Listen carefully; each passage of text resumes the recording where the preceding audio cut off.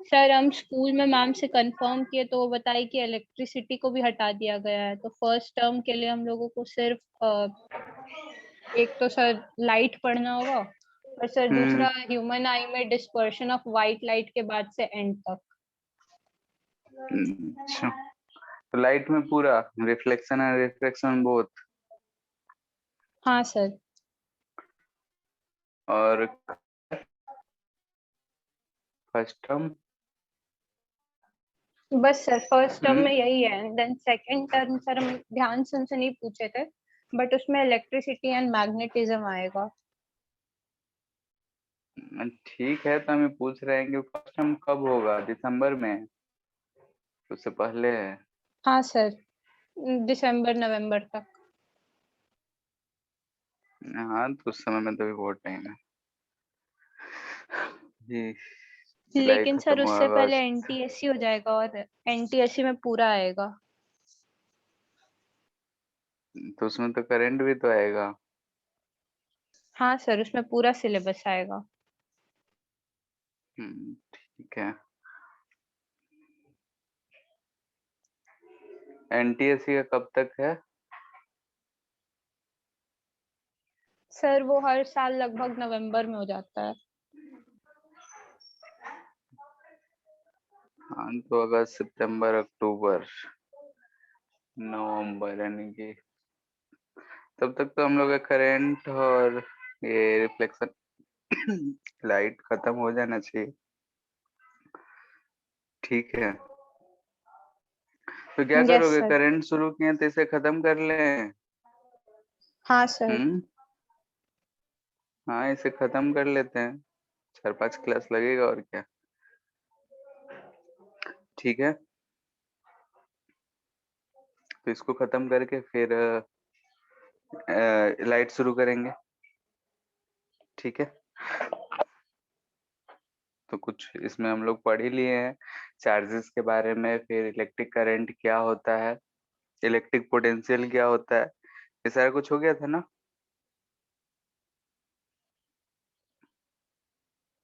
बोलो। Yes sir, हो गया था। ठीक है, उसमें कोई दिक्कत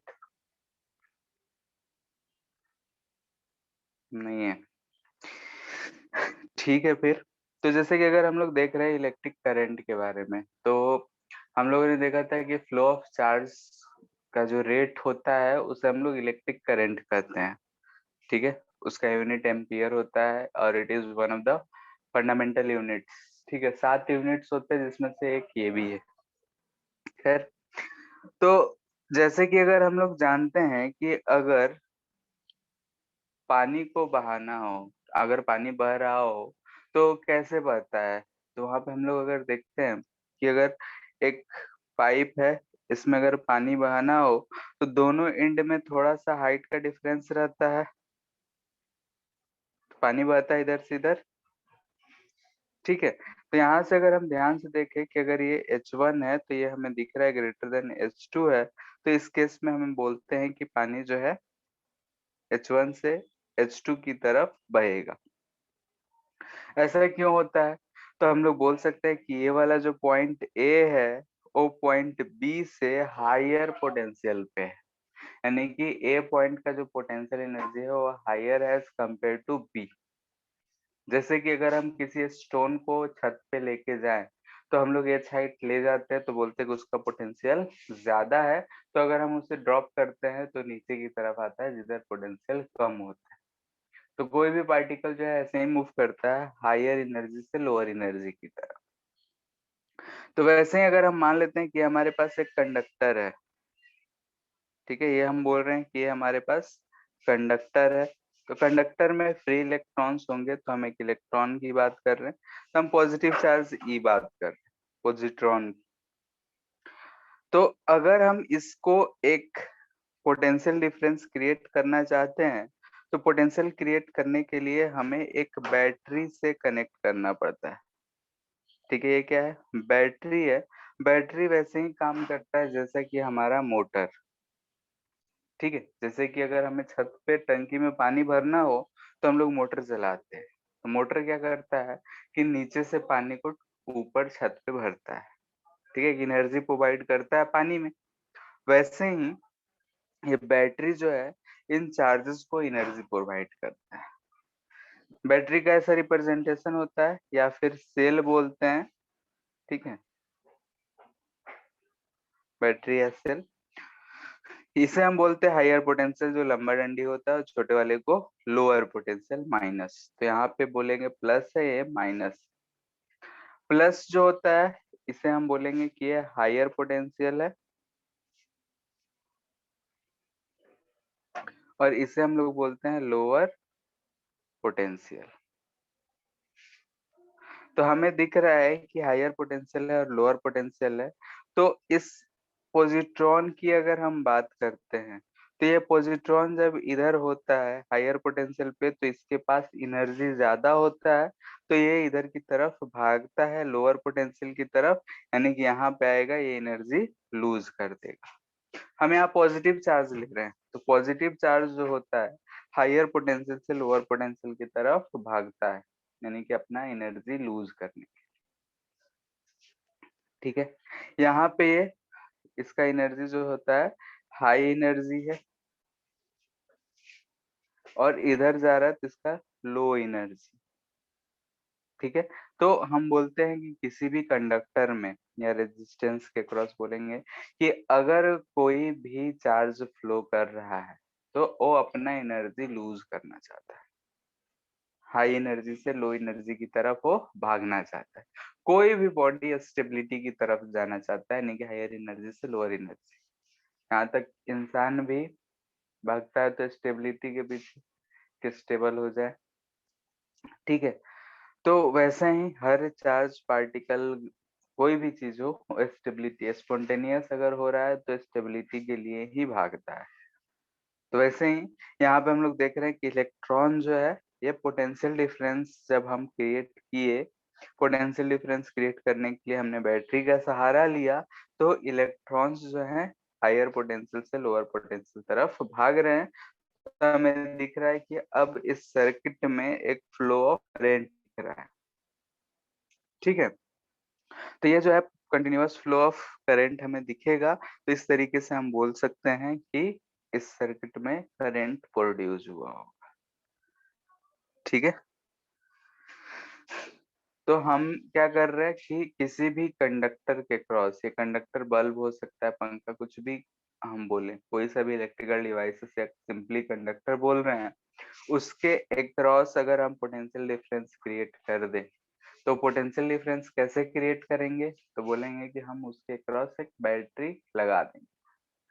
बैटरी जो होगा वही काम करता है जो हमारा मोटर काम करता है, यानी कि जो हमारा चार्ज पार्टिकल है उसे एनर्जी प्रोवाइड कराता है। ठीक है,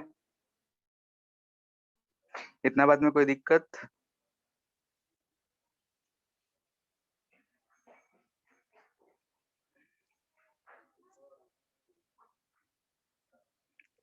बोलो। तो यहाँ से हमें दिख रहा है we can get continuous flow of current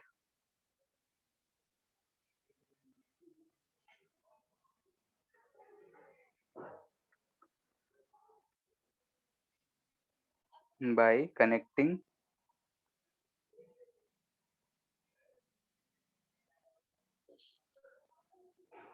two terminals of conductor by cell या फिर बैटरी। ठीक है, सेल या बैटरी से कनेक्ट कर देंगे तो हमें एक पोटेंशियल डिफरेंस मिलेगा। पोटेंशियल यानी कि हायर पोटेंशियल एक तरफ लोअर पोटेंशियल। बैटरी का हमेशा ये ध्यान रखना है कि ये जो लंबा डंडी है वो हायर पोटेंशियल को रिप्रेजेंट करेगा, और छोटा डंडी जो है लोअर पोटेंशियल को रिप्रेजेंट करेगा। तो इसमें एक कंटिन्यूअस फ्लो ऑफ चार्ज हमें मिलेगा, जिससे हम बोल सकते हैं कि इसमें कंटिन्यूअस फ्लो ऑफ करंट हमें मिल जाए। क्लियर है?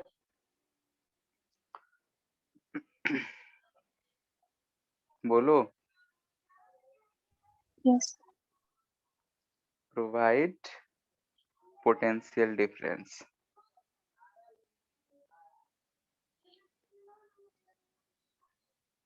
ठीक है, पोटेंशियल डिफरेंस या फिर इसे हम बोलते हैं वोल्टेज। ठीक है, वोल्टेज जो है कंडक्टर के क्रॉस प्रोवाइड करेगा। अब अगर हम लोग डायरेक्शन ऑफ करंट की बात करें, डायरेक्शन ऑफ करंट नहीं, कन्वेंशनल डायरेक्शन है।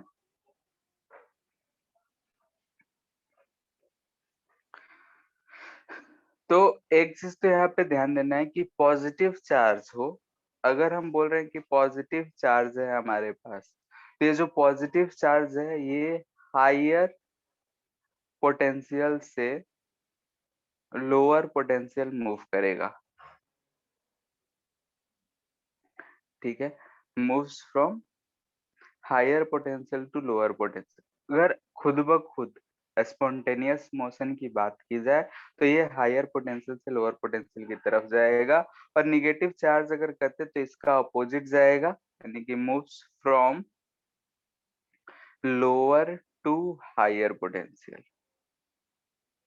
ठीक है, क्योंकि इसका निगेटिव है तो एनर्जी जो होता है निगेटिव में रहता है, तो जहाँ लोअर होगा वो एनर्जी ज्यादा कहलाएगा। निगेटिव में हम लोग उल्टा डायरेक्शन में जाते हैं, तो खैर वो सब अलग है। इस चीज को ध्यान रखना है कि पॉजिटिव चार्ज हमेशा जो होता है हायर पोटेंशियल से लोअर पोटेंशियल की तरफ जाएगा, निगेटिव चार्ज जो होगा लोअर पोटेंशियल से हायर पोटेंशियल तरफ फ्लो करता है।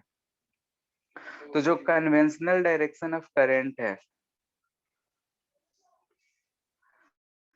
डायरेक्शन ऑफ करंट, ठीक है, तो पुराने जमाने में क्या था कि लोग पॉजिटिव ही मानते थे। ठीक है, बहुत बाद में पता चला कि एक्चुअली में इलेक्ट्रॉन्स जो होते हैं वो कंडक्टर के अंदर में मोशन कर रहे होते हैं। उससे पहले लोग सोचते थे कि पॉजिटिव चार्ज ही मूव करता है, तो उसी के बेसिस पे करंट का डायरेक्शन लोग मानते थे। तो करंट का डायरेक्शन हम लोग हमेशा in the direction of flow of positive charge माने। तो यहाँ पे भी वही कन्वेंशन हम लोग लिखते हैं कि डायरेक्शन ऑफ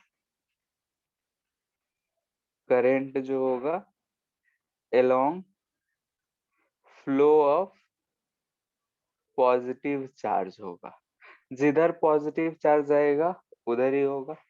दूसरे शब्द में बोल सकते हैं from higher potential to lower potential direction of current होगा, क्योंकि हम जानते हैं कि पॉजिटिव चार्ज जो होता है हायर पोटेंशियल से लोअर पोटेंशियल तरफ जाता है।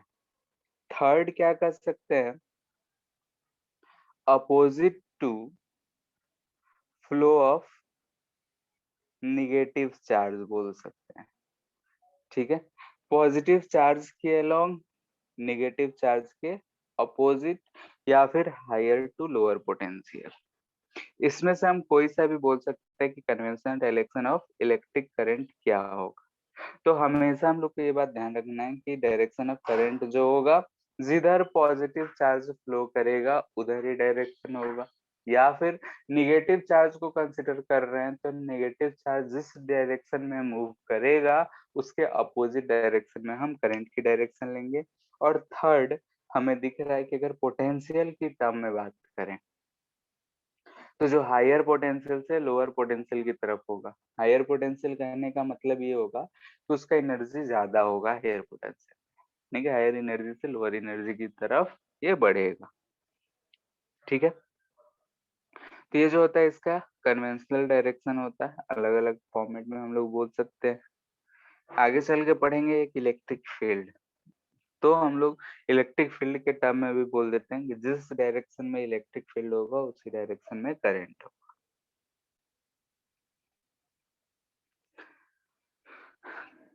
इतना बात क्लियर है? हाँ, सर ये पॉजिटिव और नेगेटिव चार्ज कंडक्टर के अंदर होता क्या है? निगेटिव चार्ज जो हो, फ्री इलेक्ट्रॉन्स जो होते हैं उसे हम लोग कहते हैं।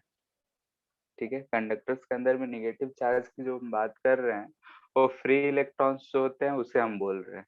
ठीक है, और एक्चुअली में जो मूवमेंट होता है वो इन फ्री इलेक्ट्रॉन्स की ही होता है, लेकिन हाइपोथेटिकली लोग क्या मान लेते हैं कि पॉजिटिव चार्ज एज्यूम कर लेते हैं जो कि इलेक्ट्रॉन का ही प्रॉपर्टी का एंटी हो, यानी कि उतना ही मास उतना ही चार्ज, और हम लोग फ्लो करा के पॉजिटिव बोल सकते हैं। क्लियर है? और इन मतलब जनरल पॉजिटिव चार्ज कुछ होता नहीं है रियलिटी में। जैसे कि अगर हम एटम्स की बात करते हैं तो हम लोग क्या ये थोड़ा बहुत जानते होंगे कि न्यूक्लियस के अंदर प्रोटॉन और न्यूट्रॉन रहते हैं, कैसे जानते हो ना? Yes sir. और इलेक्ट्रॉन जो होता है इसके अबाउट में रिवॉल्व कर रहा होता है, ठीक है? तो प्रोटॉन और न्यूट्रॉन फिक्स होते हैं, ये मूव नहीं करते हैं। मूव कौन करेगा? इलेक्ट्रॉन करेगा, ठीक है? तो एक्चुअल जो मूवमेंट होता है कंडक्टर्स के अंदर में वो इलेक्ट्रॉन्स का ही होता है, तो इसलिए हम लोग इलेक्ट्रॉन्स की टर्म में ही बात करते। लेकिन हुआ क्या कि पहले के जमाने में लोगों ने पॉजिटिव चार्ज मान लिया कि नहीं पॉजिटिव चार्ज मूव कर रहा है। उस समय इलेक्ट्रॉन ये सब का खोज नहीं हुआ था, तो उस समय से आज तक पॉजिटिव ही बात का हर बुक में हर जगह लिखा हुआ है, तो पॉजिटिव को ही मान के हम लोग इसे बढ़ते हैं। क्लियर है? जैसे कि हम यहाँ पे बोले हैं कि ये ई पॉजिटिव लिखे हैं, ई पॉजिटिव यानी कि हम इसे इलेक्ट्रॉन का एंटी पार्टिकल पॉजिट्रॉन कहा जाता है, उस चीज को लेके पढ़ रहे हैं। एक्चुअली में ये नहीं होता है, होता है मूवमेंट होता है इलेक्ट्रॉन्स, लेकिन हम लोग पॉजिटिव चार्ज लेके पढ़ रहे हैं, ठीक है, कंडक्टर्स के लिए। बाकी अगर हम इलेक्ट्रोलाइट की बात करें, इलेक्ट्रोलाइट क्या होता है पता है? Yes sir. बोलो। जैसे कि सॉल्यूशन होता है, तो इसमें H प्लस H2SO4 होगा, तो H प्लस और SO4 2 माइनस मान लेते हैं सॉल्यूशन। तो ये पॉजिटिव आयन है, ये नेगेटिव आयन है। तो अगर हम इलेक्ट्रोड्स लगा दें, एक पॉजिटिव इलेक्ट्रोड नेगेटिव इलेक्ट्रोड, तो पॉजिटिव नेगेटिव की तरफ जाएगा, नेगेटिव पॉजिटिव की तरफ जाएगा, यानी कि इसमें हमें दिखेगा कि पॉजिटिव चार्ज और नेगेटिव चार्ज दोनों मूव कर रहा है। लेकिन कंडक्टर्स के केस में एक्चुअल मूवमेंट इलेक्ट्रॉन्स का होगा, ठीक है, लेकिन हम लोग पॉजिटिव अगर मान लेते हैं तो हम लोग बोल सकते हैं कि पॉजिटिव हायर टू लोअर उसमें मूव कर रहा हो, लेकिन एक्चुअली में क्या मूव करता है? इलेक्ट्रॉन्स। क्लियर है? Yes sir. तो करंट का डायरेक्शन हमेशा अगर नेगेटिव चार्ज मानते हैं तो नेगेटिव चार्ज मोस्टली जगह इलेक्ट्रॉन्स या आयंस जो होंगे, हमारे सिलेबस में कंडक्टर ही पढ़ना है तो हम लोग इलेक्ट्रॉन्स को ही लेंगे। तो जिधर भी नेगेटिव चार्ज फ्लो करेगा उसके अपोजिट डायरेक्शन में करंट होगा, जिस डायरेक्शन में charge flow positive charge flow करेगा उस डायरेक्शन में करंट का डायरेक्शन होगा, या फिर पोटेंशियल की टर्म में बोल सकते हैं कि हायर पोटेंशियल से लोअर पोटेंशियल, ठीक है। अब ये फ्लो कैसे होता है उस पे अगर चर्चा करें तो एक्चुअली में क्या होता है कि अगर ये हमारे पास कंडक्टर है, ठीक है, ये कंडक्टर है, और ये इलेक्ट्रॉनिक कॉन्फ़िगरेशन के बारे में कुछ पता है क्या? हाँ सर। जैसे कि एग्जाम सोडियम का, तो इसका क्या होगा बोलो? 281। इसका एटम कितना होता है? 11 होता है ना एटॉमिक नंबर। 2s2 2p6 याद है क्या? यस ये सर याद लिखते है। हैं, ठीक है, जिसमें हम लोग बोलते हैं कि ये जो है वैलेंस सेल है, वैलेंस सेल यानी कि सबसे आउटर मोस्ट सेल, उसमें एक इलेक्ट्रॉन दिख रहा है हमें, फिर गोलाकार करके भी बनाते हैं हम लोग, तो आउटर मोस्ट सेल में हमें दिख रहा है कि एक इलेक्ट्रॉन है, और वो जो होगा पेयर नहीं बनाया है तो लेस स्टेबल कहलाता है, तो वो जो है अपना कहीं पेयरिंग करने के लिए इस सोडियम को छोड़ के भाग सकता है। तो अगर वही है कि अगर हम सोडियम का एक ऐसा ब्लॉक ले ले जिसे हम मेटल समझ रहे हैं, तो इस एटम से जो एक इलेक्ट्रॉन है वो भाग के कहीं अगर इसमें इम्प्योरिटीज मिला पॉजिटिव चार्ज तो यहाँ भाग जाएगा, तो यहाँ हमें पॉजिटिव मिलेगा इलेक्ट्रॉन इसमें।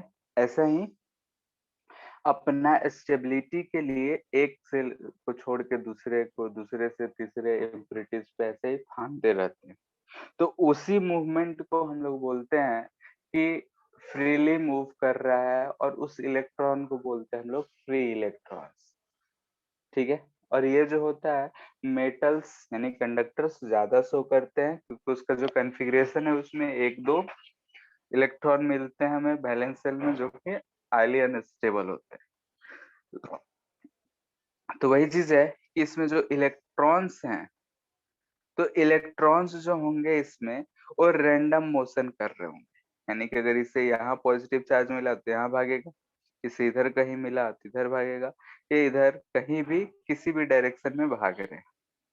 तो ये रैंडम मोशन होता है, रैंडम मोशन ऑफ इलेक्ट्रॉन होता है। लेकिन वही चीज है कि अगर हम इस कंडक्टर के अक्रॉस में पोटेंशियल डिफरेंस कर दे, जैसे कि ऊपर वाले केस में किए थे अभी, यानी कि हम बैटरी से कनेक्ट कर दें, तो हमें दिख रहा है ये हायर पोटेंशियल पे, ये लोअर पोटेंशियल पे। ठीक है। यानी कि इस केस में क्या होता है कि ये जो इलेक्ट्रॉन्स इसमें हैं, जो भी फ्री इलेक्ट्रॉन्स है उसे ही हम बता रहे हैं, ये फ्री इलेक्ट्रॉन्स नेगेटिव चार्ज होता है, इसमें एक इलेक्ट्रिक फील्ड प्रोड्यूस होता है, या फिर पोटेंशियल डिफरेंस की वजह से इस पे एक फिक्स डायरेक्शन में सब पे फोर्स लगता है। ठीक है। इलेक्ट्रिक फील्ड के अपोजिट डायरेक्शन। तो इधर ये जो है एक स्पीड से, कांस्टेंट स्पीड से, जिसे हम लोग आगे चल के नाम देते हैं ड्रिफ्ट स्पीड से, ये एक लाइन में चलना शुरू कर देते हैं। तो यहाँ से कंटिन्यूअस फ्लो होने लगता है। तो ये हमें दिख रहा है कि हायर पोटेंशियल से लोअर पोटेंशियल उल्टा, यानी कि लोअर पोटेंशियल से हायर पोटेंशियल की तरफ इलेक्ट्रॉन्स मूव कर रहे हैं, नेगेटिव चार्ज ऐसा मूव करते हैं। तो ऐसे ही हमारा जो होता है कि करंट किसी भी कंडक्टर में फ्लो होना शुरू हो जाता है। क्लियर है? यानी कि फ्लो होने के लिए हमें पोटेंशियल डिफरेंस लगाना पड़ता है। ठीक है। तो इलेक्ट्रॉन्स दिख रहा है इधर है, तो करंट का डायरेक्शन जो होगा वो हायर टू लोअर होगा, कन्वेंशनल डायरेक्शन। बोलते हैं ऐसा क्यों होता है, तो इधर की तरफ एक इलेक्ट्रिक फील्ड आ जाता है। अब ये सब पढ़ना, तो इलेक्ट्रिक फील्ड क्या होता है उसे बताना पड़ेगा। क्लियर है इतना? तो अभी यही ध्यान रखना है कि अगर हम किसी भी कंडक्टर के क्रॉस पोटेंशियल डिफरेंस क्रिएट करते हैं, तो इलेक्ट्रॉन्स या फिर पॉजिट्रॉन्स पॉजिटिव चार्ज ले या फिर नेगेटिव चार्ज ले, वो मूव करेंगे एक पार्टिकुलर डायरेक्शन में। पॉजिटिव चार्ज हायर से लोअर पोटेंशियल की तरफ जाएगा, और नेगेटिव चार्ज लोअर पोटेंशियल से हायर पोटेंशियल की तरफ जाएगा। तो अगर हम कन्वेंशनल करंट की डायरेक्शन की बात करें, तो करंट की डायरेक्शन हम पॉजिटिव चार्ज की डायरेक्शन में लेंगे और नेगेटिव का अपोजिट लेंगे। क्लियर है इतना? इतना में किसी को दिक्कत? हाँ सर एनसीईआरटी में एक इसी पे पैराग्राफ था कि ऐसे सर बोल रहा था कि physical drift of electron is a very slow process, then what is the exact mechanism of current flow. तो सर इसका क्या आंसर होगा? जैसे कि उसमें ये बताना कहना चाह रहा है कि जैसे कि अगर करंट है, ठीक है, तो ये जो रैंडम मोशन होता है इसका स्पीड 10⁻⁶ मीटर पर सेकंड के आसपास होता है, और ये जो है ड्रिफ्ट की बात कर रहे हैं, यानी कि इलेक्ट्रिक फील्ड, ये 10⁻³ मीटर पर सेकंड के आसपास का होता है। ठीक है। तो 10⁻³ मीटर पर सेकंड बहुत ही कम स्पीड हुआ। तो यही चीज कहना चाह रहा है कि इसमें एक्चुअल प्रोसेस क्या होता है। जैसे कि अगर हम बोल रहे हैं कि इतना लंबा मतलब कंडक्टर है, तो इसमें क्या होता है कि जो इलेक्ट्रॉन्स हैं, ठीक है, अगर हम पोटेंशियल डिफरेंस क्रिएट करते हैं तो एक इलेक्ट्रिक फील्ड जनरेट हो जाता है हायर पोटेंशियल से लोअर पोटेंशियल की तरफ। और ये इलेक्ट्रिक फील्ड का स्पीड जो होता है 3 × 10⁸ मीटर पर सेकेंड का होता है, यानी कि स्पीड ऑफ लाइट से इसमें जनरेट हो जाता है। तो हमें क्या दिखेगा कि हर एक इलेक्ट्रॉन पे फोर्स इसके अपोजिट डायरेक्शन में लगता है, नेगेटिव चार्ज पे इलेक्ट्रिक फील्ड का अपोजिट डायरेक्शन लगता है, तो इस पे फोर्स लग रहा है। तो सारे के सारे इलेक्ट्रॉन्स रैंडम मोशन अभी भी कर रहे होंगे, लेकिन हर एक इलेक्ट्रॉन, जैसा कि सैनिक परेड कर रहे होते हैं लाल किला पे, एक से कदम ताल मिला के चलते हैं, वैसे ही ये इलेक्ट्रॉन चल रहे होंगे। तो क्या होता है कि यहाँ से इस एनर्जी को उठा के वो यहाँ पे लेके आ रहा है। ठीक है, तो इलेक्ट्रॉन्स जो होते हैं एनर्जी कैरियर की तरह काम करते हैं, एक जगह से एनर्जी को उठा के दूसरी जगह लेके आ रहे हैं। ठीक है, तो उसका कहने का तात्पर्य यही है कि सिर्फ एक इलेक्ट्रॉन के मूव करने से एनर्जी नहीं जा रहा है, बल्कि जितने भी इलेक्ट्रॉन है सारे एक साथ मूव करने लग रहे हैं और सारे इलेक्ट्रॉन्स एनर्जी कैरी कर रहे होंगे। ठीक है, सर सबका एनर्जी तो यूनिफॉर्म होता होगा ना? यूनिफॉर्म मतलब सबका एक ही होता होगा ना, सेम होता होगा मतलब। हाँ, पोटेंशियल डिफरेंस पे होता है। अगर हम भी पोटेंशियल डिफरेंस बोलते हैं तो Q इंटू V एनर्जी होता है। कितना पोटेंशियल डिफरेंस है उस पे, यानी कि अगर हम इससे बैटरी से कनेक्ट किए हैं ऐसा, ये भी पोटेंशियल डिफरेंस है, तो यहाँ पे अगर इसके पास एनर्जी QV है तो यहाँ पे आके उसका एनर्जी 0 हो गया है सारे इलेक्ट्रॉन्स का। ठीक है, इसी के ऊपर जो तुम स्टेटमेंट बोले इसके ऊपर एक क्वेश्चन पूछा जाता है, अभी नहीं पूछे लेकिन जैसे 12th में पूछते हैं कि अगर ड्रिफ्ट स्पीड 10⁻³ मीटर पर सेकेंड है, अगर 1 मीटर का वायर हो तो स्विच ऑन करेंगे तो 1 मीटर जाने में कितना समय लगेगा? 16 मिनट के आसपास दिख रहा है, दिख रहा है 10⁻³ मीटर पर सेकेंड, तो 1 मीटर जाने में 10⁻³ सेकेंड, तो 60 से डिवाइड हाँ करोगे तो सर। 15 से 16 मिनट लगता है। तो सोचो कि अगर हम स्विच को ऑन करते तो तुरंत बल्ब कैसे जल जाता है।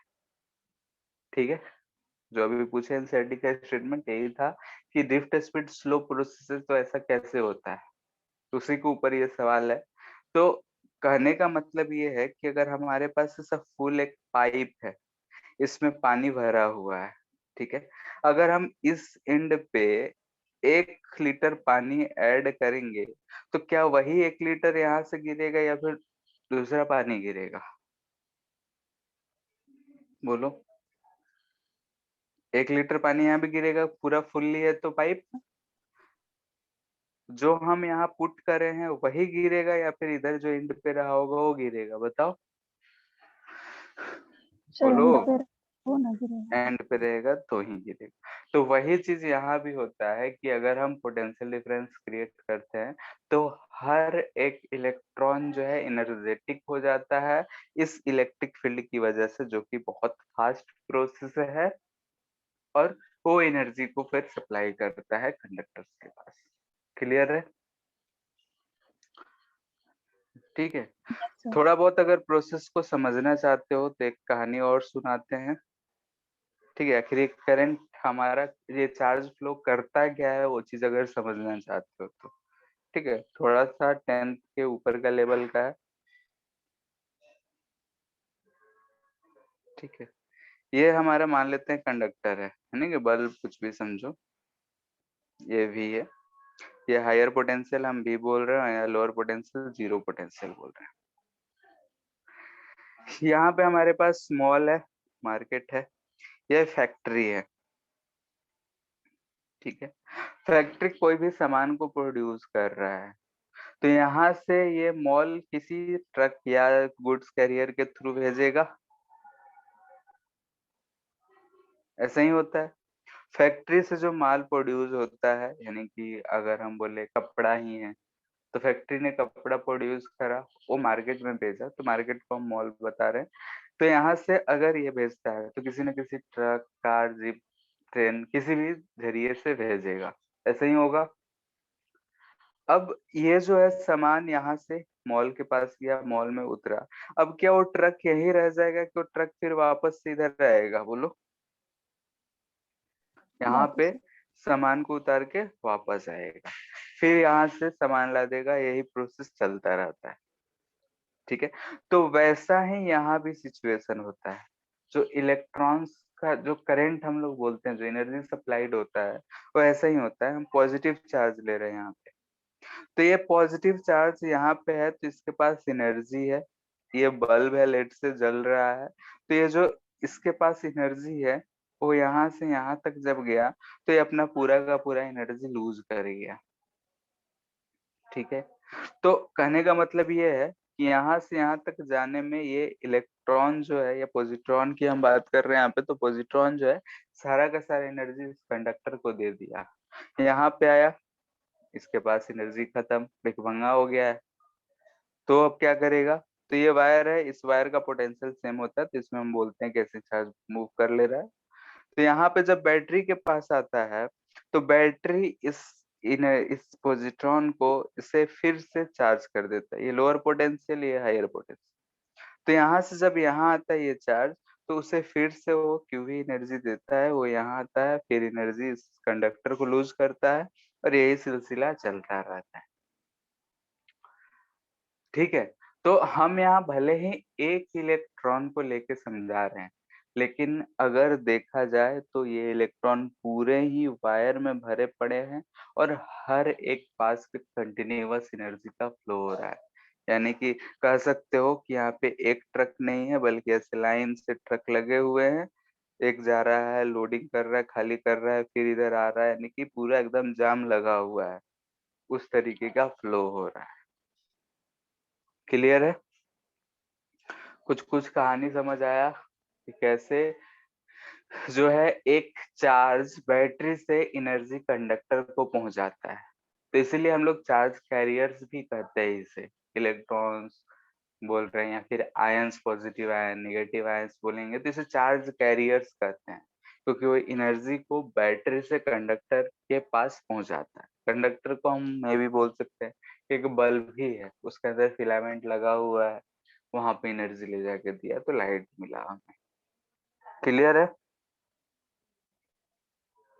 सर हाँ सर जैसे ये जो प्रोजेक्ट्रॉन है वो लास्ट तक आके इसका एनर्जी सारा लूज कर दिया है, तो सर हाँ, उसके बाद जब उस पॉइंट से लेके यहाँ माइनस नेगेटिव टर्मिनल तक सर कैसे फ्लो होता है चार्ज?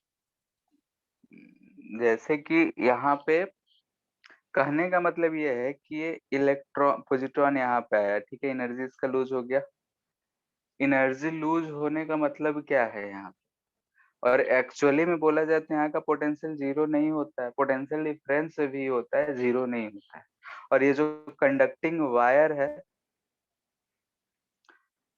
है, क्या इसमें पोटेंशियल डिफरेंस नहीं होगा? बोलो। नहीं सर इसमें तो होगा। होगा, ठीक है, आइडियल केस में हम लोग जीरो मान लेते हैं, वो अलग चीज है, लेकिन इसमें भी होगा। तो इसके अंदर जो इलेक्ट्रॉन्स होंगे उसमें भी एक हमारा फोर्स लग रहा होगा, इलेक्ट्रिक फील्ड होगा, पोटेंशियल डिफरेंस होगा, तो ये इलेक्ट्रॉन इसके वायर के थ्रू ही यहाँ तक आएंगे। ठीक है, तो हम सिर्फ यहाँ कंडक्टर पे फोकस करके समझाने का कोशिश किए हैं, इस वायर को हम नेग्लेक्ट कर रहे हैं। ठीक है, एक्चुअली में उसमें भी होगा, वहां से भी कुछ ना कुछ एनर्जी लॉस जाता है, हीट के फॉर्म में हम लोग बोलते हैं, तो उसकी चर्चा हम नहीं किए हैं, इसलिए ऐसा लग रहा है कि यहाँ तक आते आते जीरो हो गया। क्लियर है? Yes sir. ठीक है, और कोई दिक्कत? ठीक है, यहाँ पे इलेक्ट्रिक फील्ड को अगर इंट्रोड्यूस करते तो और ज्यादा अच्छे से समझ में आता, लेकिन चूंकि इलेक्ट्रिक फील्ड नहीं जानते हैं तो सिर्फ पोटेंशियल भी उतना अच्छे से अभी हम लोग कहाँ जानते हैं, सिर्फ पोटेंशियल होता क्या है वही जानते हैं। ठीक है, कि एक एनर्जी को रिप्रेजेंट करता है। ठीक है, तो एक चीज तो हमें दिख गया कि अगर चार्ज को फ्लो होना है किसी भी कंडक्टर में तो हमें पोटेंशियल डिफरेंस प्रोवाइड कराना पड़ेगा। पोटेंशियल डिफरेंस प्रोवाइड करने के लिए हमें किसी बैटरी या सोर्स से कनेक्ट करना पड़ेगा, यानी कि जो सर्किट होना चाहिए वो हमारा क्लोज लूप होना चाहिए, तभी जाके चार्ज फ्लो कर सकता है। क्लियर है? यानी कि हमारा जो ये कंडक्टर है चार्ज फ्लो तभी करेगा जब एक कंप्लीट क्लोज सर्किट हो, तो उसे ही हम लोग इलेक्ट्रिक सर्किट बोलते हैं। सर्किट, ठीक है, इलेक्ट्रिक सर्किट क्या बोलते हैं? तो अगर हम बहुत सारे कंपोनेंट्स लगा दें, जैसे कि अगर बल्ब लगा दें, ठीक है, ये बल्ब है जल रहा है। इसे हम किसी स्विच से कनेक्ट कर सकते हैं, स्विच को ऐसे रिप्रेजेंट करते हैं। इसे हम बैटरी से कनेक्ट कर दिए, स्विच को बंद करेंगे तो ये बल्ब जलेगा। तो ऐसा हमें दिख रहा है कि एक क्लोज सर्किट है, ए से बी इस सर्किट के लॉन्ग घूम रहे हैं, तो हमें दिख रहा है कि पूरा गोल गोल घूम रहे हैं, तो इसे हम लोग बोलते हैं कि क्लोज सर्किट है। कंटिन्यूअस कंडक्टिंग पाथ बोल दिया जाता है, ठीक है, जिसमें वायर्स हो, डिफरेंट डिफरेंट इलेक्ट्रिकल कंपोनेंट्स हो, अगर हम मिला के क्लोज सर्किट बनाते हैं, यानी कि current will flow if circuit is closed. ठीक है, अब ये सर्किट क्या है? तो सर्किट हम लोग बोलते हैं continuous conducting path. Continuous conducting path जिसमें अलग अलग इलेक्ट्रिकल कंपोनेंट्स लगे हों, उसे हम लोग सर्किट बोलते हैं। ठीक है, तो ये चीज ध्यान में रहेगा ही। ठीक है, तो ये चीज ध्यान रखना है कि सर्किट क्लोज रहेगा तभी जाके करंट बहेगा, ओपन सर्किट में करंट नहीं बहता। फिर है कि सिंबल्स, अगर हमें सर्किट ड्रॉ करना है तो बैटरी को हम बार बार बैटरी नहीं ड्रॉ करेंगे, बल्ब को बल्ब नहीं ड्रॉ करेंगे, तो हम लोग कुछ सिंबल्स यूज करते हैं। सिंबल्स याद है? अगर ऐसा है तो ये सेल को रिप्रेजेंट करता है, बैटरी को भी हम लोग ऐसे ले लेते हैं, या फिर ऐसे बैटरी को। ये जो लंबा डंडी है हायर पोटेंशियल को रिप्रेजेंट करेगा, लोअर डंडी लोअर पोटेंशियल को। सिर्फ ऐसा है तो ये कनेक्टिंग वायर है। ये सब पता है? बोलो। नहीं पता? अगर पता होगा तो टाइम पास हाँ कर सर दिया। आता है। ठीक है, सबको पता है। अगर वायर कनेक्टिंग हो तो ये कनेक्टिंग वायर है। अगर वायर को ऊपर से विदाउट कनेक्शन पास करना है तो ऐसे हम लोग ड्रॉ करते हैं, रेजिस्टेंस को ऐसा।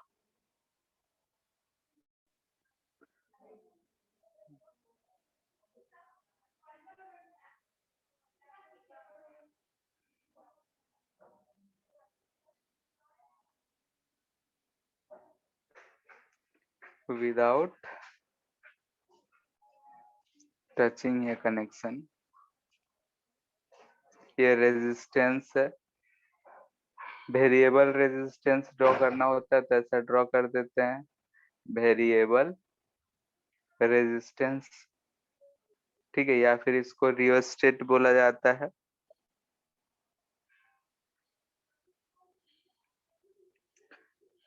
ठीक है, फिर कुछ इंस्ट्रूमेंट्स हम लोग यूज करते हैं, जैसे एम मीटर। एम मीटर हम लोग करंट मेजर करने के लिए करेंगे, वोल्ट मीटर, गैल्वेनोमीटर, ये सारी चीजें होती हैं। ठीक है, स्विच को हम लोग ऐसा या फिर ऐसे रिप्रेजेंट करते हैं, ये ओपन स्विच है, और क्लोज स्विच करना हो तो ऐसा दोनों को टच कर देते हैं तो ये क्लोज्ड हो गया, या फिर ऐसा ओपन है इसमें डॉट लगा देते हैं, ये क्लोज्ड हो गया। अब ये सभी अलग अलग इलेक्ट्रिकल कंपोनेंट्स हैं, इससे अगर हम लोग सर्किट में यूज करके बना सकते हैं कि हाँ भाई कैसा सर्किट डायग्राम होगा। ठीक है, तो सर्किट डायग्राम बनाने में तो किसी को कोई दिक्कत नहीं होना चाहिए। तो ये था बेसिक बेसिक चीजें। ठीक है, तो उसे एक बार देख लेना है। नेक्स्ट जो है हमारा वो है ओम्स लॉ।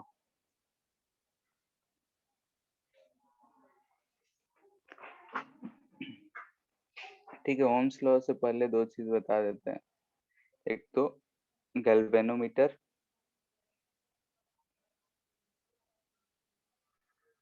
ठीक है, गैल्वेनोमीटर को हम लोग ऐसे रिप्रेजेंट करते हैं। ठीक है, पॉजिटिव माइनस कर सकते हैं पोटेंशियल डिफरेंस को रिप्रेजेंट करने के लिए। ये क्या होता है? तो it is a device used to detect current in a circuit। ठीक है, गैल्वेनोमीटर एक डिवाइस होता है, अगर हम सर्किट में कनेक्ट करे हैं तो उसमें ये बताएगा कि करंट है या नहीं, बस ठीक है, यानी कि करंट को डिटेक्ट करने के लिए ये यूज होता है। कितना करंट बह रहा है ये नहीं बताएगा। हाँ, हो सकता है कि अलग अलग सर्किट में अगर हम कनेक्ट करें तो हम ये बोल सकते हैं कि हाँ, एक में ज्यादा करंट है, एक में कम है, क्योंकि डिफ्लेक्शन जिसमें ज्यादा होगा वो ज्यादा है, जिसमें कम है कम है।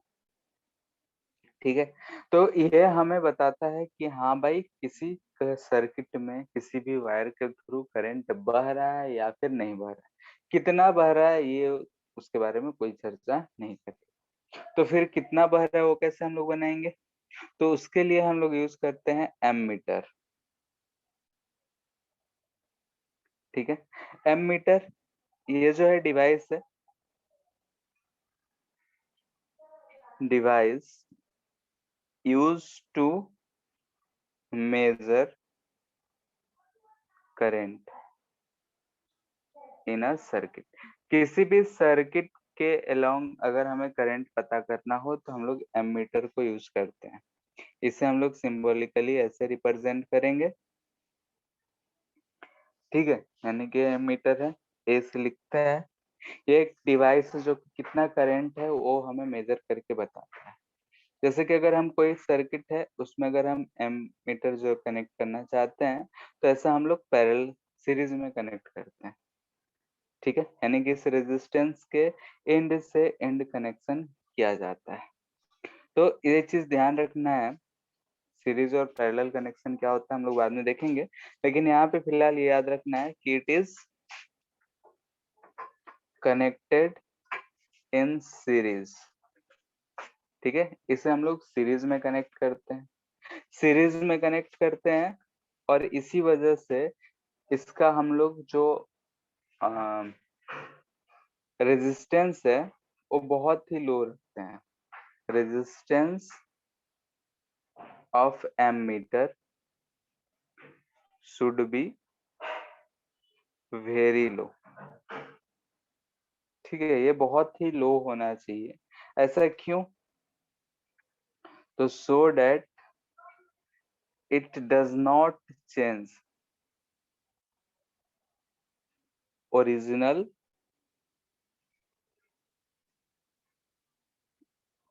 करंट या कॉन्फ़िगरेशन इन द सर्किट।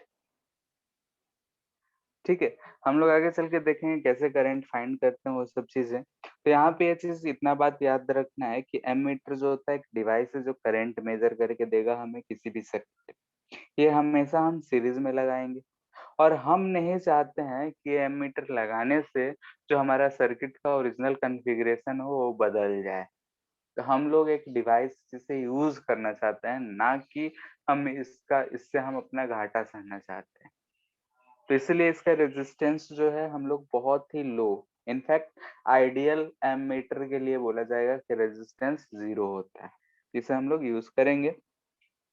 तो ओरिजिनल कॉन्फ़िगरेशन चेंज ना हो इसलिए हम इसका जो एमीटर का पोटेंस ये रेजिस्टेंस रखते हैं वो बहुत ही कम रखते हैं, यानी कि 0 के बराबर हो तो बहुत ही बढ़िया है। ठीक है, एक और डिवाइस है जिसे हम लोग बोलते हैं वोल्ट मीटर। ये जो है पोटेंशियल डिफरेंस मेजर करने के काम में आएगा, इसे हम लोग ऐसा बनाते हैं। ठीक है, यानी कि बोलेंगे कि it is a device used to measure potential difference across 2 points. ठीक है, 2 पॉइंट्स के क्रॉस में पोटेंशियल डिफरेंस हमें मेजर करने के लिए, रेजिस्टेंस हो तो उसके क्रॉस में पोटेंशियल, किसी भी 2 पॉइंट्स के क्रॉस में पोटेंशियल डिफरेंस हमें मेजर करने के लिए ये इस्तेमाल होता है। जैसे कि अगर हम बोले कि रेजिस्टेंस लगा हुआ है और हमें इस रेजिस्टेंस के इस 2 पॉइंट्स के क्रॉस पोटेंशियल डिफरेंस मेजर करना है, तो हम इस वोल्ट मीटर को ऐसे लगाते हैं। तो दिख रहा है कि it will be always connected in parallel. इससे हम लोग हमेशा जो है पैरेलल में ही कनेक्ट करेंगे, इस चीज का ध्यान रखना है। आगे चल के देखेंगे कि पैरेलल में कनेक्शन होता है तो करंट जो होता है उसी से फ्लो करता है, जिसका रेजिस्टेंस कम हो उससे ज्यादा फ्लो करेगा। तो इसीलिए हम लोग इस वोल्ट मीटर का रेजिस्टेंस बहुत हाई रखते हैं, of volt meter should be very high. ठीक है, इसका जो रेजिस्टेंस होना चाहिए बहुत ही हाई होना चाहिए, यानी कि resistance of voltmeter tends to infinite होना चाहिए। ठीक है, इन्फिनिटी यानी कि बहुत ही हाई होना चाहिए। क्यों? तो we does not want to change original configuration of circuit. ठीक है, यानी कि जो सर्किट में करंट बह रहा था, रेजिस्टेंस के लॉन्ग जितना करंट बह रहा था उतना ही हम चाहते हैं बहे, चेंज ना हो, ओरिजिनल कॉन्फ़िगरेशन ओरिजिनल करंट ये सब चेंज ना हो, ऐसा हम चाहते हैं। इस वजह से हम बोल सकते हैं कि वोल्ट मीटर का रेजिस्टेंस हम लोग हाई रखते हैं। इनफैक्ट आइडियल वोल्ट मीटर हो तो उसका रेजिस्टेंस इन्फिनिटी होगा। वोल्ट मीटर को हमेशा हम पैरेलल में कनेक्ट करेंगे। क्लियर है? तो ये 3 डिवाइस हैं, 3 में से मोस्टली हमें एमीटर और वोल्ट मीटर का जरूरत पड़ेगा, इन दोनों का ध्यान रखना है। इसके बाद है Ohm's law.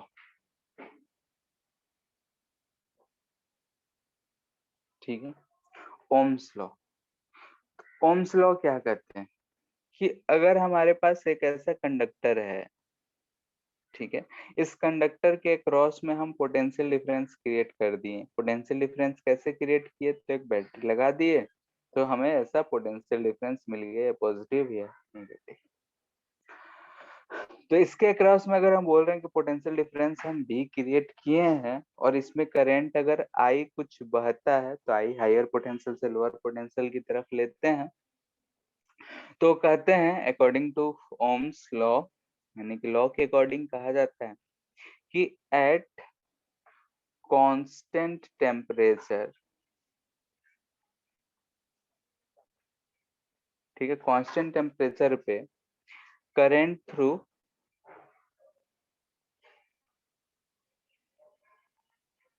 a conductor is directly proportional to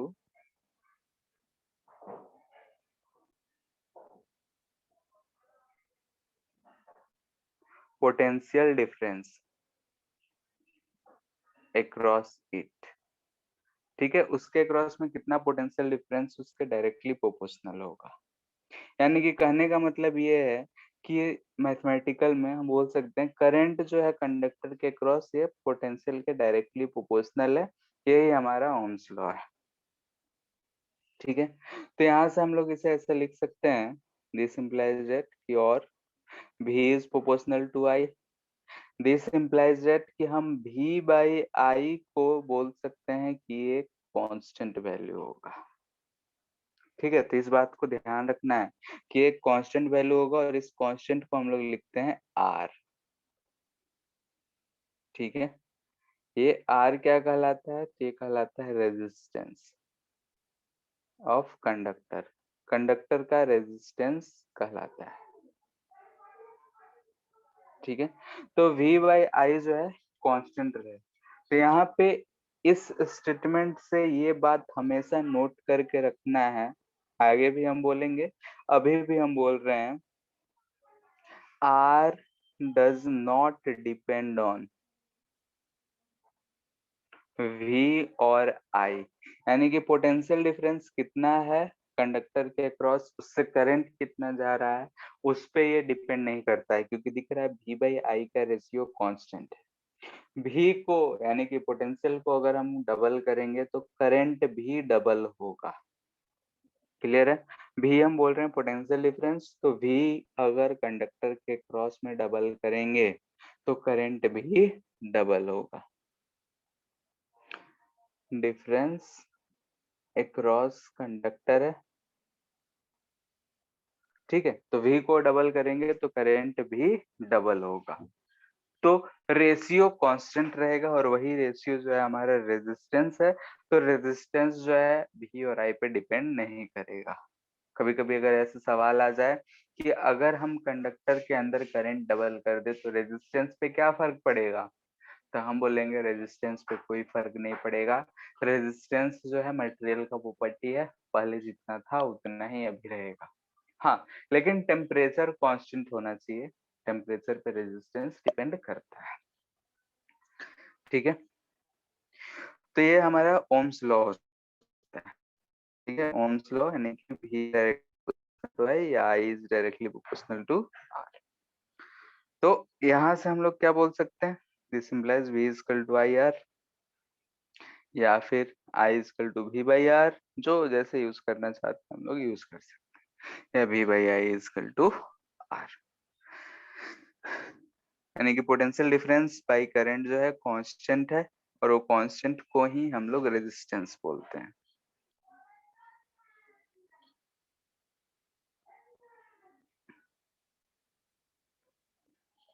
ठीक है, तो यहाँ से रेजिस्टेंस अगर हमसे पूछा गया, ठीक है, इसका डिफिनेशन, तो डिफिनेशन हम क्या बोलेंगे, इट इज प्रॉपर्टी ऑफ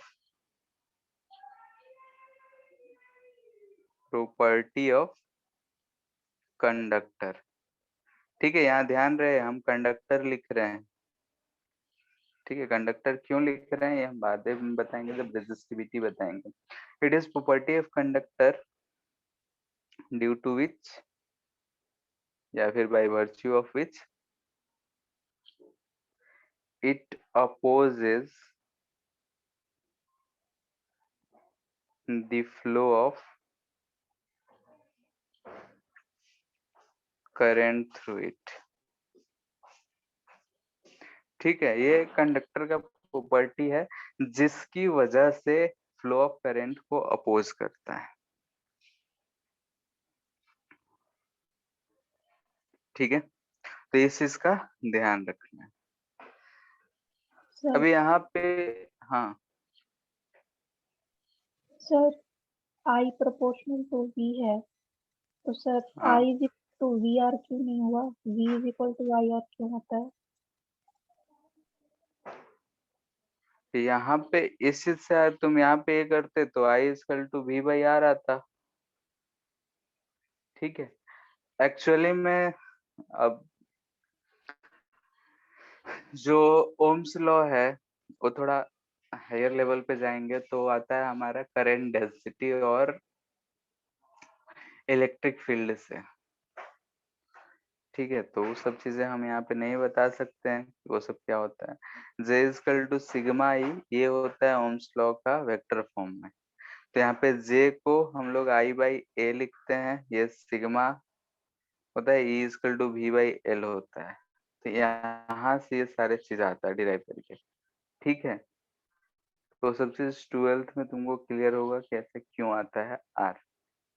ठीक है, तो I is directly proportional to V लिखे तो यहाँ पे अगर लिखना होगा तो हम लोग ऐसे लिखेंगे, फिलहाल यही समझो कि I equal to V by R लिखते, कांस्टेंट यहाँ 1 बाई R बोलते।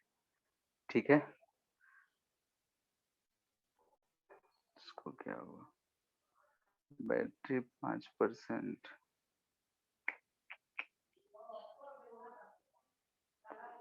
क्लियर है?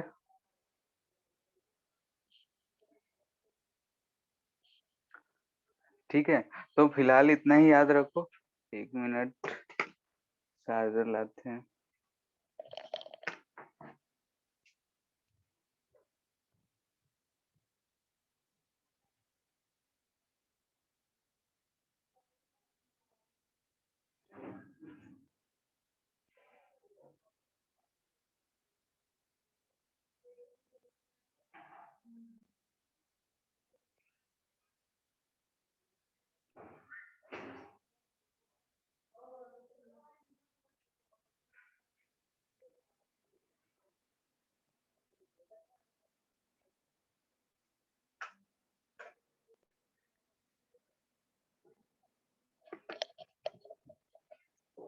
लो,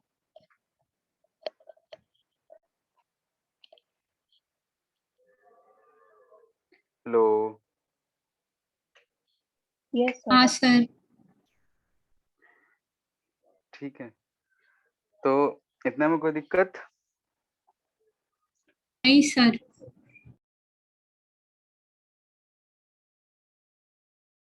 टर्म्स पे यूज करते हैं तो V बाई आई आर आता है।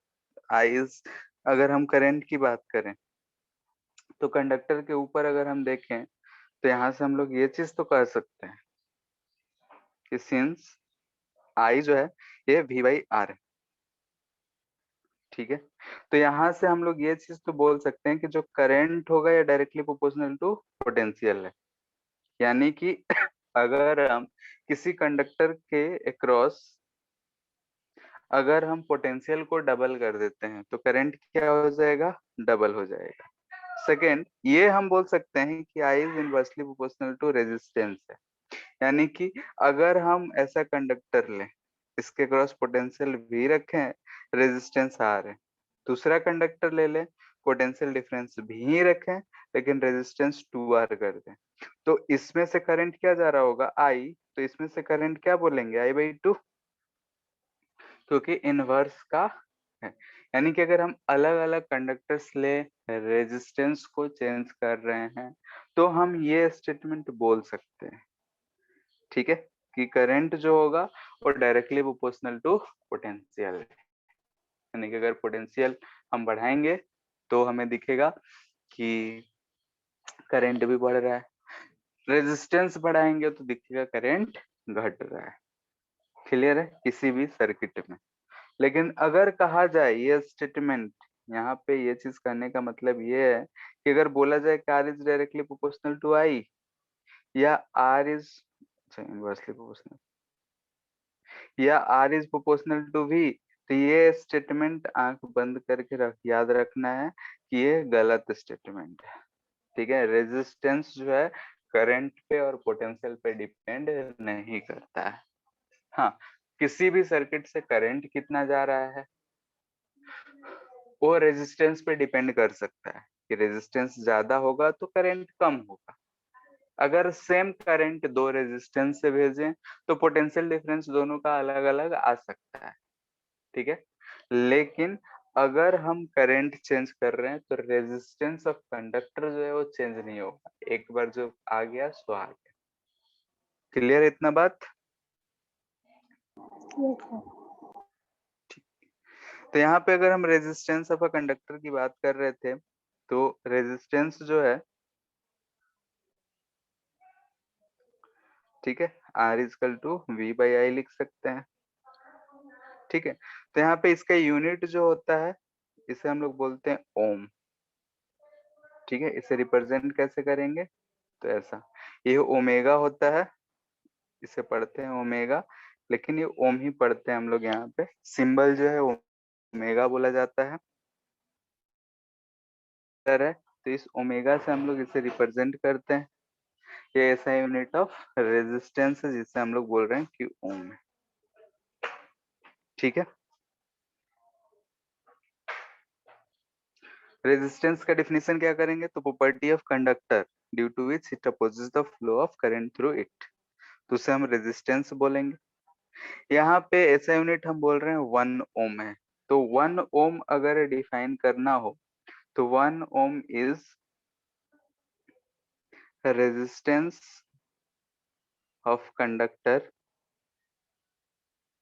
when 1 volt potential difference is applied and current passes through it is 1 ampere. तो सिंपल सा दिख रहा है 1 वोल्ट और 1 एम्पियर है तो उसे 1 ओम कह दिया जाता है, 1 वोल्ट बाई 1 एम्पियर, इसे हम 1 ओम बोल रहे हैं। ये रेजिस्टेंस है, तो ये सिंपल सा चीज है, इसमें कोई ज्यादा सोचने वाली बात नहीं, ठीक है। तो ये हमें दिख रहा है कि ये चीज है पोटेंशियल, यानी कि रेजिस्टेंस है, ओम्स लॉ से हम लोग यहाँ पे बात कर सकते हैं। इतना बात में कोई दिक्कत बोलो? No sir.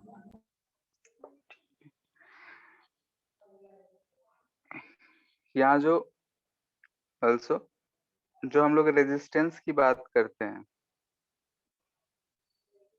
जो होता है डिपेंडेंसी, डिपेंडेंसी ऑफ रेजिस्टेंस डाल देते हैं।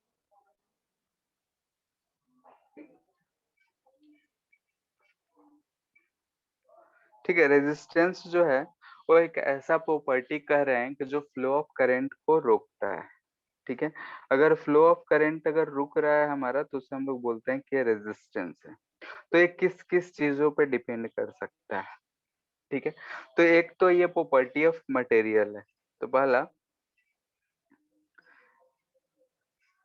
इट इज प्रॉपर्टी यानी depends on type of material. ठीक है, टाइप ऑफ मटेरियल पे डिपेंड करेगा, यानी कि हम बोल सकते हैं कि अगर मटेरियल हमारा जो है हो सकता है प्लास्टिक का बना हो, आयरन का बना हो, कॉपर का बना हो, तो किस टाइप के मटेरियल का बना है उस चीज पे डिपेंड करेगा। ठीक है, यानी कि अगर डिफरेंट टाइप का मटेरियल है तो डिफरेंट तरीके से, तो रॉड है आयरन का तो हमें दिखेगा कंडक्टिव होगा, प्लास्टिक का कंडक्टिव नहीं होगा, वुड है, ड्राई वुड है तो कंडक्टिव नहीं होगा, तो उसका ज्यादा रेजिस्टेंस होगा। अगर वही गीला वुड है यानी ताजा ताजा लकड़ी है तो कंडक्टिंग होगा, उसका रेजिस्टेंस देखेंगे कि कम होगा। तो अलग अलग मटेरियल पे का रेजिस्टेंस अलग अलग होगा। सेकेंड, ये जो होता है कि फ्लो ऑफ चार्ज पे डिपेंड करता है। रेजिस्टेंस हम बोल रहे हैं it is property of material जिसकी वजह से फ्लो ऑफ चार्ज अफेक्टेड। ठीक है, यानी कि कितना चार्ज ये पास करने दे रहा है, कितना नहीं करने दे रहा है, उसी चीज पे ये डिपेंड करता है। तो मान लेते हैं कि अगर हमारा कंडक्टर है तो उसका कुछ शेप और साइज होगा।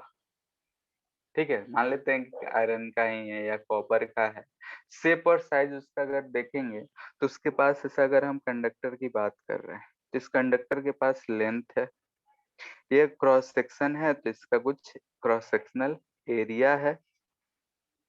ठीक है, तो लेंथ है, एरिया है, तो इन सब चीजों पे कैसे डिपेंड करेगा? तो अगर हम लंबाई बढ़ाते हैं, किसी भी कंडक्टर का लेंथ को अगर हम बढ़ाएंगे तो हमें क्या दिखेगा कि जो फ्लो ऑफ चार्ज था वो इफेक्टेड होगा। कैसे इफेक्ट होगा? तो हम ऐसे सोच सकते हैं कि अगर, ऐसे सोचो, मान लेते हैं कि एक पतला रोड है। ठीक है, रोड है, एक छोटा सा रोड है, एक बहुत लंबा रोड है। तो अगर हम उस पे मूव करना चाहते हैं तो फ्लो किस में ज्यादा आसानी से होगा बताओ? मान लेते हैं एक रोड पे हम चल रहे हैं, चौड़ाई हम दोनों का सेम मान लेते हैं, और एक बहुत लंबा रोड, ठीक है, और एक छोटा सा रोड है। तो अगर छोटा सा है तो हमें मन में मोटिवेशन रहेगा कि हम भाग लेंगे, चलो भाई इतना है, जल्दी चल जाएंगे। लेकिन वही लंबा रहता है तो चलना ही है, चलो चल रहे हैं। तो वैसे ही यहाँ पे भी होता है कि इलेक्ट्रॉन्स जो होते हैं चल रहे होते हैं। अगर छोटा सा रोड है तो चलो ठीक है भाई, निकल लेंगे, क्योंकि इलेक्ट्रॉन्स तो एक्चुअली में पूरे भरे पड़े हुए थे। छोटा सा है तो टक्कर जो होगा वो कम होगा, कोलिजन कम होगा। लेकिन लंबाई ज्यादा है, ज्यादा इलेक्ट्रॉन्स मिलेंगे, ज्यादा कोलिजन होगा, तो फ्लो ऑफ जो इलेक्ट्रॉन्स होगा वो इफेक्टेड होगा। तो हमें दिखता क्या है कि जो रेजिस्टेंस है वो डायरेक्टली प्रोपोर्शनल टू लेंथ दिखता है। यानी लेंथ बढ़ाएंगे, कोलिजन बढ़ेगा, कोलिजन बढ़ेगा यानी कि इलेक्ट्रॉन्स का फ्लो अफेक्टेड होगा। तो इफेक्ट कैसे होगा? तो फ्लो धीरे हो जाएगा यानी कि रेजिस्टेंस बढ़ जाएगा। वैसे ही अगर हम एरिया की बात करते हैं तो एरिया लेंथ है, मान लेते हैं कि सेम लेंथ है। एक रोड पतला है, एक रोड चौड़ा है। ठीक है, सेम नंबर ऑफ ट्रक्स चल रहे हो, तो अगर हम पतले रोड से जाएंगे तो हमें धीरे धीरे जाना पड़ेगा। ट्रक लेकर लेट से कि हम किसी गली में घुस जाए तो हमें थोड़ा धीरे जाना पड़ेगा एज कम्पेयर टू कि वही ट्रक हम हाईवे पे रखे हों। ठीक है, तो वैसे ही यहाँ पे भी इलेक्ट्रॉन्स जो होते हैं फ्लो कर रहे हैं, उसका अगर हम एरिया बढ़ा देते हैं तो जो फ्लो है, कोलिजन है, थोड़ा घट जाता है। तो घटने की वजह से क्या होता है कि जो रेजिस्टेंस है वो बढ़ रहा है। तो हम बोलेंगे कि ये जो है एरिया का इनवर्सली प्रोपोर्शनल। एंड फोर्थ चीज, टेम्परेचर। रेजिस्टेंस जो होगा इंक्रीजेस विथ टेम्परेचर होता है। ऐसे भी सोचो कि अगर हम टेम्परेचर बढ़ा रहे हैं, ठीक है, तो हम फ्लो ऑफ इलेक्ट्रॉन्स की बात कर रहे हैं कि इलेक्ट्रॉन्स कैसे फ्लो करते हैं। तो अगर हम रेजिस्टेंस टेम्परेचर बढ़ा रहे हैं लेट से, तो टेम्परेचर बढ़ाएंगे तो क्या होगा बोलो। जैसे कि अगर तुम ही लोग हो, मान लेते हैं गर्मी का दिन रहे, दोपहर रहे, छत पे हमसे बोल दिया जाए कि जाके कपड़े उतार के लाओ, तो क्या होगा कि हम लोग जाएंगे तो जरूर। अगर मान लेते हैं चप्पल खोल के चले गए तो दिखेगा कि पता चलेगा कि हम लोग जितना तेजी से जाएंगे उतना ही तेजी से आएंगे। क्यों? क्योंकि अगर पैर चलेगा तो हम लोग उछलते उछलते जाएंगे, उछलते उछलते आएंगे। या फिर ऐसा भी देखे होगे कि अगर तवा गरम हो, उस पे पानी के बूंदे छींटे जाएं तो उस पे जंप मारते हुए दिखते हैं। तो होता क्या है कि अगर हम किसी भी बॉडी को हीट करते हैं, टेम्परेचर बढ़ाते हैं, तो उसका एनर्जी बढ़ता है, काइनेटिक एनर्जी जो होता है बढ़ जाता है। कोई भी पार्टिकल हो वो वाइब्रेट ज्यादा करता है। तो वैसे ही अगर हम यहाँ पे टेम्परेचर को बढ़ा रहे हैं, टेम्परेचर इंक्रीज करेंगे, तो हमें दिखेगा कि वाइब्रेशन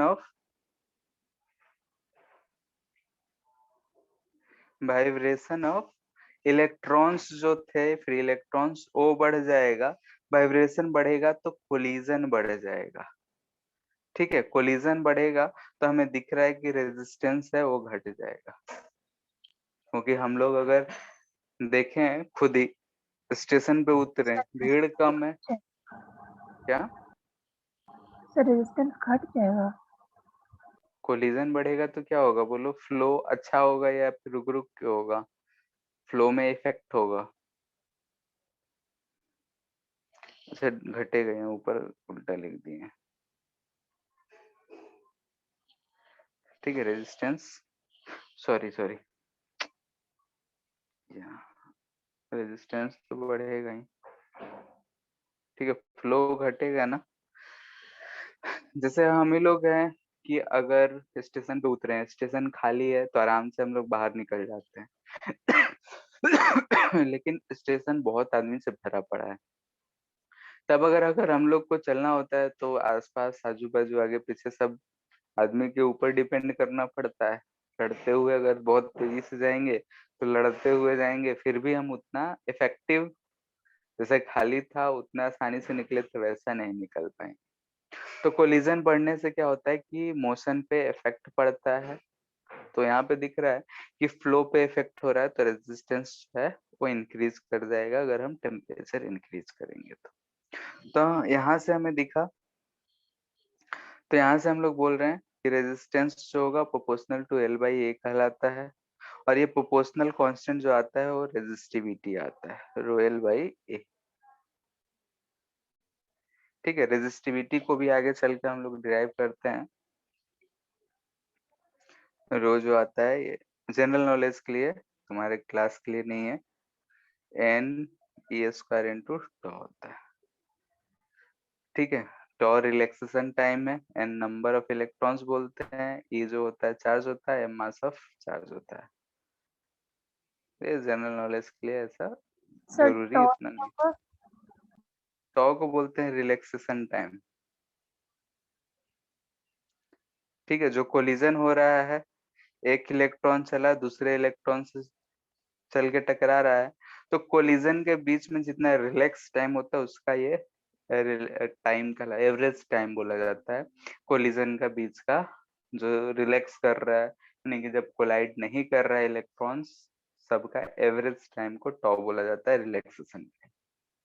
तो दिख रहा है टेम्परेचर बढ़ाएंगे तो टॉ जो है वो हमें रिलैक्सेशन टाइम क्या होगा, घटेगा। क्योंकि कोलिजन बढ़ जा रहा है। ये घटेगा तो रेजिस्टिविटी बढ़ेगा, रेजिस्टिविटी बढ़ेगा तो रेजिस्टेंस बढ़ेगा। तो यहाँ से डायरेक्टली ये रिलेशन आता है। लेकिन फिलहाल हम ऐसे समझ सकते हैं कि टेम्परेचर बढ़ाएंगे तो रेजिस्टेंस बढ़ेगा। क्लियर है? यहाँ जो रो है इसे हम लोग बोलते हैं रेजिस्टिविटी। ठीक है, और ये रेजिस्टिविटी जो है डिफाइन कैसे करते हैं? तो it is property of material. ठीक है, रेजिस्टेंस में हमने कंडक्टर लिखा था, लेकिन यहाँ प्रॉपर्टी ऑफ मटेरियल बोल रहे हैं, due to which it opposes flow of charge या करंट थ्रू इट। ठीक है, जैसे कहने का मतलब है कि अगर हमारे पास आयरन है, ठीक है, आयरन है, आयरन लोहे का एक, तो इसका रेजिस्टिविटी जो होगा आयरन का ये फिक्स्ड होगा। लेकिन अगर हम इसका कंडक्टर बनाना चाहते हैं तो कंडक्टर हम अलग अलग शेप साइज का बना सकते हैं, एरिया बढ़ा सकते हैं, लंबाई बढ़ा सकते हैं, बढ़ा सकते हैं। तो दिख रहा है कि ये रेजिस्टिविटी जो है, अगर आयरन हम बोल दिए कि आयरन है तो आयरन के लिए रेजिस्टिविटी भाई फिक्स है। लेकिन कंडक्टर अगर हम बोल रहे हैं तो इसका शेप साइज, लेंथ, एरिया ये सब चेंज हो सकता है। तो लेंथ और एरिया पे भी रेजिस्टेंस डिपेंड कर रहा है, लेकिन रेजिस्टिविटी जो है it is property of material, it depends on type of material. ठीक है, किस टाइप का मटेरियल है उस पे डिपेंड करेगा, एंड टेम्परेचर पे डिपेंड करेगा कि टेम्परेचर बढ़ाएंगे तो रेजिस्टिविटी दिख रहा है कि घटेगा, घटेगा बोल रहे हैं, बढ़ेगा। क्लियर है इतना? तो रेजिस्टेंस और रेजिस्टिविटी में ये चीज का ध्यान रखना है कि रेजिस्टेंस जो है हम किसी भी कंडक्टर की बात कर रहे हैं, लेकिन रेजिस्टिविटी जो है वो हमें रिप्रेजेंट करता है कि हाँ भाई किस टाइप का मटेरियल है उस चीज का।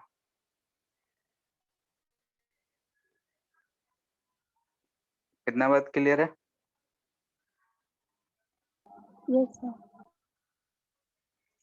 ठीक है, तो रेजिस्टिविटी अगर गुड कंडक्टर रहा तो रेजिस्टिविटी कम होगा, बैड कंडक्टर रहा तो रेजिस्टिविटी ज्यादा रहेगा। तो ये चीज था। इसके बाद जैसे कि हम लोग एक चीज और यहाँ पे बोल सकते हैं कि ऑल्सो छूट गया था।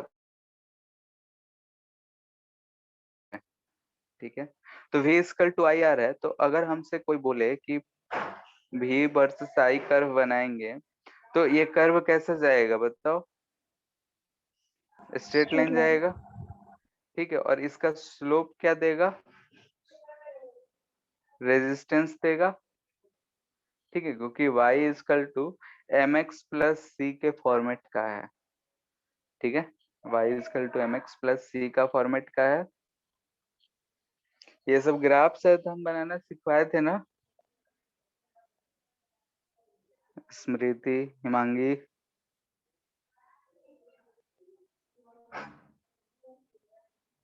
हेलो? हाँ सर। ठीक है, तुम तो ध्यान में होना चाहिए। और वैसे भी अब ये मोशन इन स्ट्रेट लाइन ये सब पढ़ लियो तो और भी अच्छा से आना चाहिए। तो y equal to mx plus C जो है स्ट्रेट लाइन का कर्व है, c जो है इंटरसेप्ट बोलता है, m जो है स्लोप है, तो c 0 है तो हम लोग बोल सकते हैं कि यहाँ पे स्लोप r है। ठीक है, तो v इक्वल टू आई भी आई कर्व होगा तो स्लोप हम लोग r बोल सकते हैं। या फिर अगर ऐसा दे दिया जाए i वर्सेस v, तो i वर्सेस v के लिए ये इक्वेशन को ऐसे लिख लेना है i equal to v by r। ये भी हमें स्ट्रेट लाइन ही मिलेगा, लेकिन इस केस में अगर हम स्लोप की बात करेंगे तो slope equal to 1 by r होगा। ठीक है, तो इस चीज का ध्यान रखना है कि v वर्सेस i है या फिर i वर्सेस v है। क्लियर है? ठीक है, और कौन सा बुक फॉलो करते हो?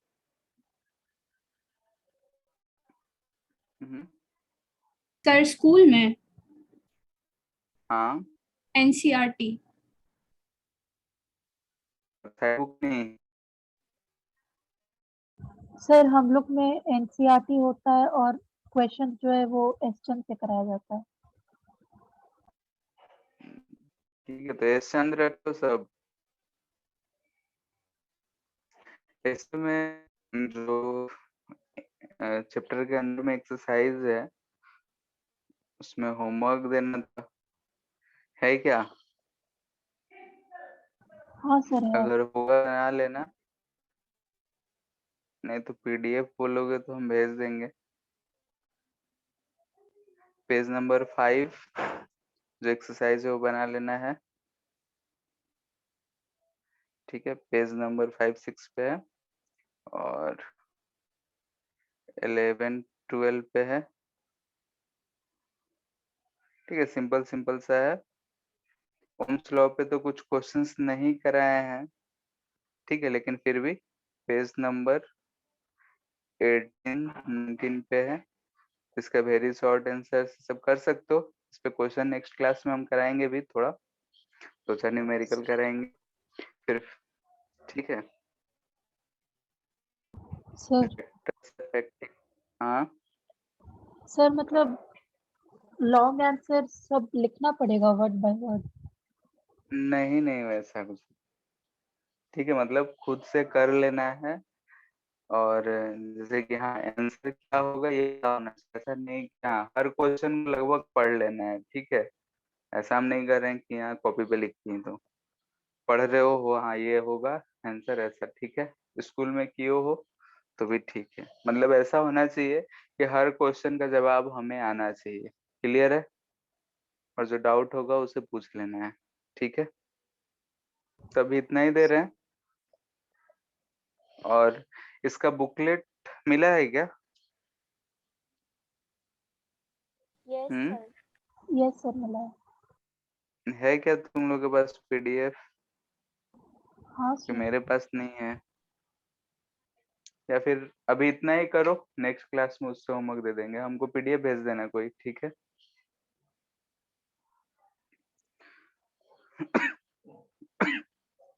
चंद का पीडीएफ है या भेजना पड़ेगा हमें? या बुक रखे हो तो और भी बढ़िया बात है, बोलो। नहीं बोलेंगे? सर बुक है तो बढ़िया है। ठीक है फिर। और रिदिमा, रिदिमा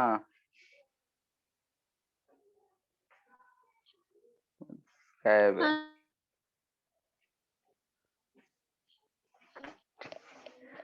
बोलती बोलती नहीं है सब। ठीक है फिर एंड कर रहे हैं।